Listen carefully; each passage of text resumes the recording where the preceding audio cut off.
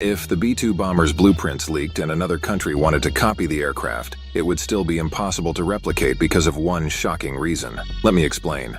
The B-2 can fly over 70 hours non-stop. It has the ability to cross continents and oceans without a single malfunction. While many countries can build advanced engines, it's difficult to build an engine that is so reliable. But that's not all. The B-2's airframe is another reason it can't be copied.